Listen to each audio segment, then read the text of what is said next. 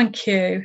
Thank you so much, Sue, for those very kind and lovely words. And thank you, Pfizer, for telling us about work that is so needed and so important.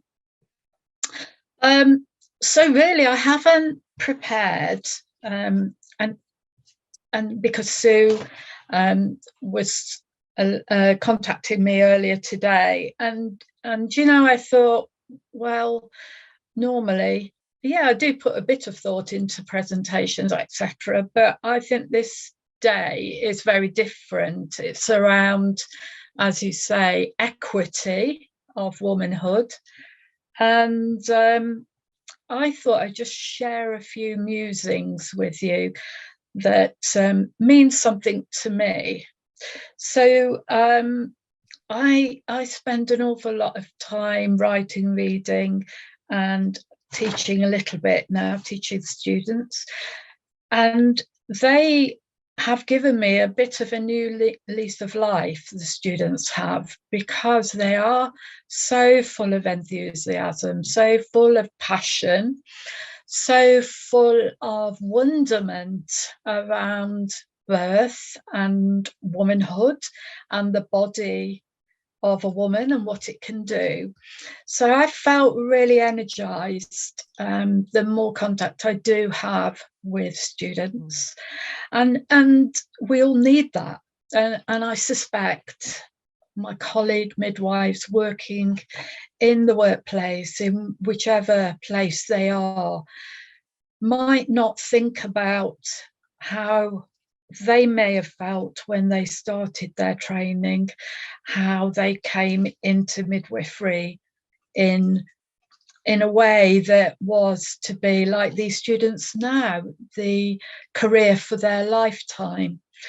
And I know there's lots of, I suppose, negative press out there at the moment around working conditions, around midwives being off sick, midwives leaving the profession.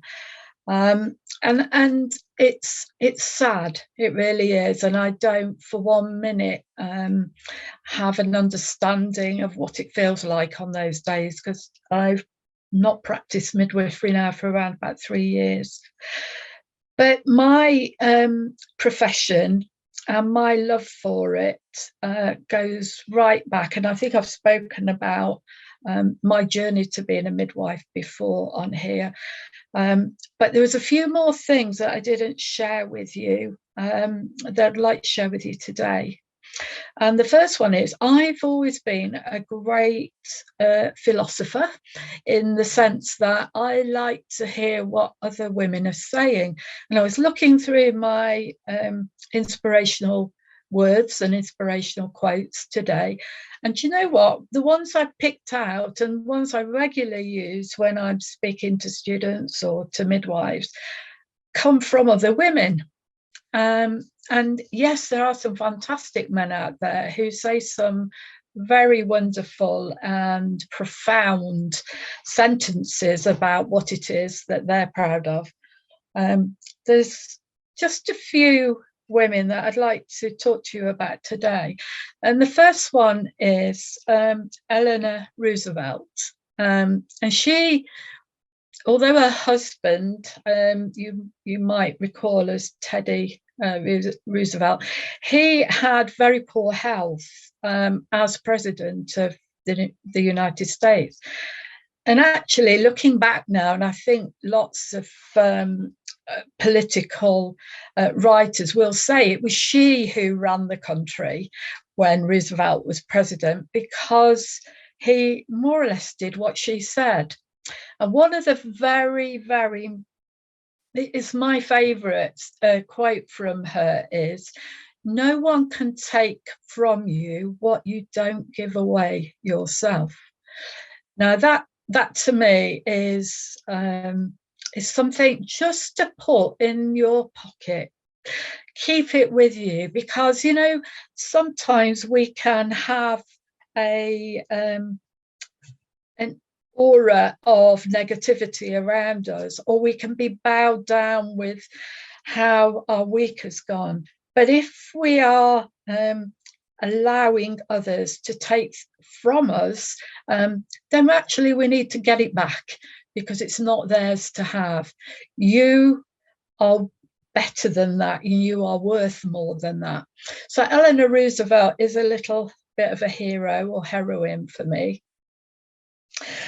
The other hero of mine is Mary Cronk. Now, the older ones that are listening to this, I'm sorry for pointing, I might be ageist here, but I remember her when I was younger, and Mary looked young then. But Mary passed a couple of years ago now, and Mary wrote a wonderful article, and I can't remember which journal it was from, but Mary was of the era where midwifery was a almost a servitude, so that she talked about the midwife servant, and lots of people got really upset around this phrase because they misinterpreted it, I think.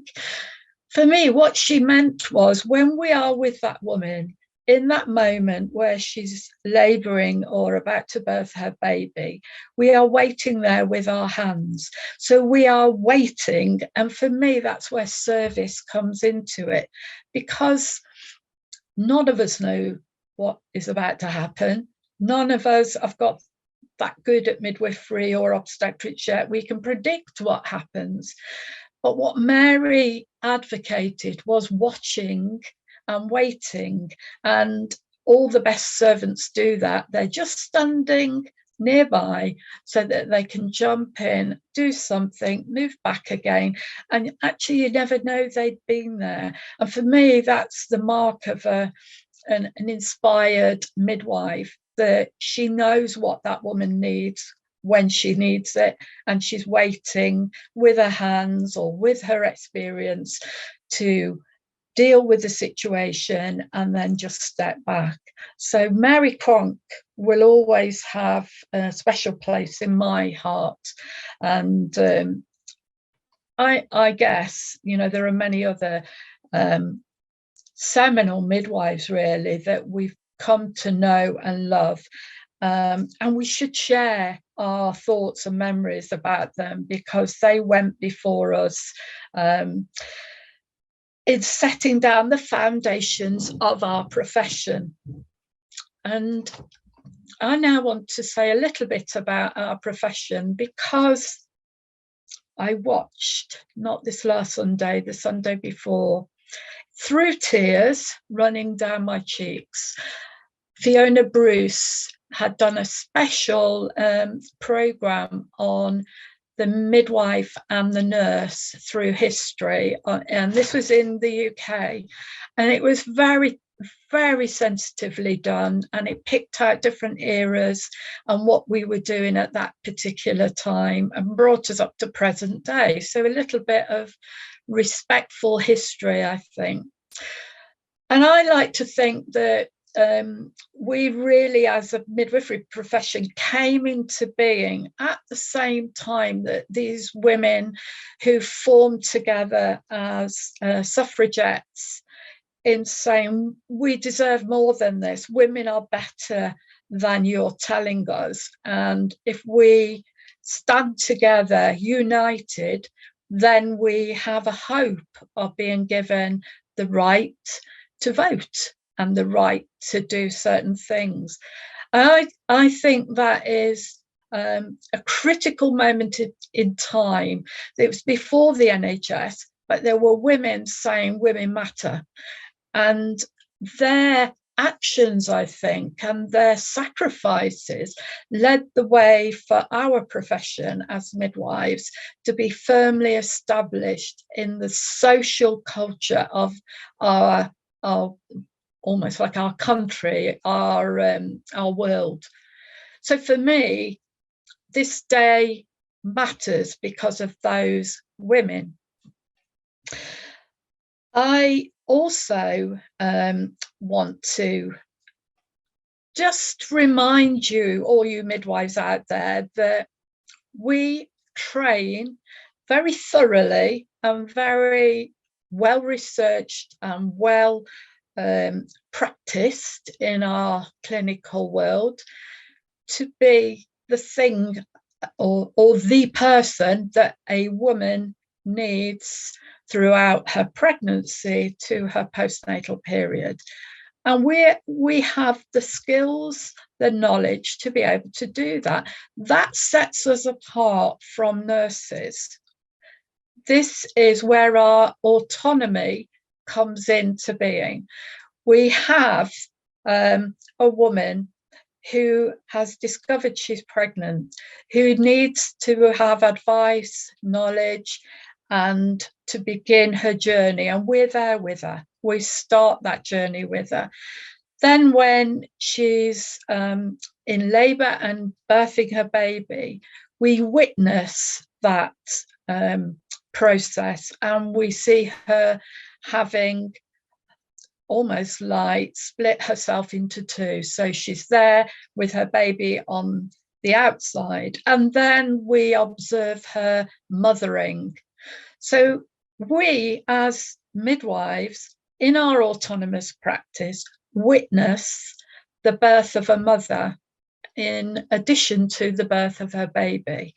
And I think that is incredibly privileged for us to be there. And I also think that we don't always stop and take a breath and think about the magnitude of what we've done. So there's a couple more things I want to do, but I won't go over my time. Sue. So I want to bring us up to the current day. And I want to say to you midwives out there, stand firmly on the shoulders of those midwives who trod the path before us. They set this profession well in stone, and we cannot allow whoever it is out there criticising or remodelling or shaping the future direction of midwives. Let us first of all realise from where we've come from, and then almost give back to the students coming through now. Let them see who we are and what our role is. There's nothing more important, I think, for role modelling and leadership for our students to become the midwives of the future. So I think that's important. I don't doubt it's very difficult in the workplace. I really don't doubt that. But we have to be good in spite of that, because there are midwives, as Sue said, out in Afghanistan who were stopped on the day that the Taliban took over ownership of that country, and all of those female individual professional women stopped, and we can help them by continuing in spite of the hardships that we currently have. Now, another midwife who I'm really probably I've only met her a couple of times, but we are friends just because of social media, and we are friends because of midwifery. So Hannah Darlan is the midwife, who many of you will have read her work, who's a wonderfully compassionate, thoughtful, but also deeply conscious of her own presence, but also of womanhood. Now, she sent me a poem, so I don't know if she wrote it, which she may have done because she is a poet, but I'm going to take the liberty of sharing it and saying that it was from her. So this is called "Don't Give Me a Day When You Owe Me a Lifetime." Don't give me a day when you owe me a lifetime. Don't give me fine dining if you can't serve up respect. Don't give me a speech if you don't listen and see me. Don't walk with me if I can't walk safely and free. I won't pretend hope or manufacture tolerance. I'll trade my fine meal to dine on your respect. I'll miss the noble speeches if I can be heard and be seen. I'll walk alone on this day, uncelebrated, if I can walk in safety. I won't trade the lifetime I'm owed for one day you see fit to bestow. Yes, we women are angry. Yes, this looks ugly. Yes, this is scary. Yes, this really is us. The nice girls you knew have gone. Women's rage is exploding for all to see. We've felt far more than the discomfort you now feel. Our grandmothers weep, seeing no end to battles they begun. Our daughters feel weary at the fight ahead, and our granddaughters, mere specks in the universe, sigh with fading hope. Where are those who love us? Why is your rage not the full measure of the love you say you hold? Why do you not march beside us? Why are you left silent and bewildered by our anger? This is not a mere moment for us. This is a millennium of pain. Don't wait out the storm. It will not abate. Come with us or be consumed by our fire. We've struggled alone for so long. We've hidden the pain. We've swallowed the tears. We've plastered on smiles. We've worked harder for less and done more. To what end? We have cared and cared until we have nothing left to give, yet still you want more. No more from me. No way. Not again. Don't give me a day when you owe me a lifetime. I think that's a very, very profound piece of writing, and I love Hannah's ability to reach into the soul. And I'm going to finish by just saying my heroine, and I've covered a few, is also my sister. My sister no longer with us. She was younger than me, but we were almost always by each other's side. She was a head teacher of a primary school in Coventry. And this is why she's my heroine. She had, when you walked into the school, a big mural that one of the parents had painted for her. And she'd put some really inspiring words on there, which were, I'll just refer to it correctly. Reach for the stars, rise up from the flames, reach for the stars. And when Kerry died, they had, the school had a remembrance or memorial day for her, and a young girl came. She was in her 20s then, but that was young to me. And I remember her standing there and saying, I want to tell you about what Miss Ward did for me, Miss Ward being my sister. And apparently they'd gone, my sister always did trips for the children and taken them to Normandy and North France and around there. And some of the children had never left Coventry, never mind gone to France. And my sister had overheard this girl saying she'd never been to the seaside, and where they'd gone that morning was closed, so they couldn't actually visit this museum. So she asked the driver to take them to a beach. And this girl said, and I can remember now the sand in my toes, and that's what Miss Ward did for me.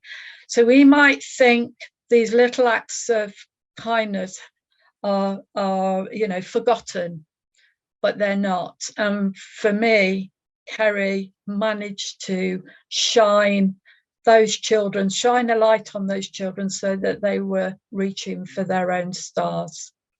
So I'll leave it there. Thank you.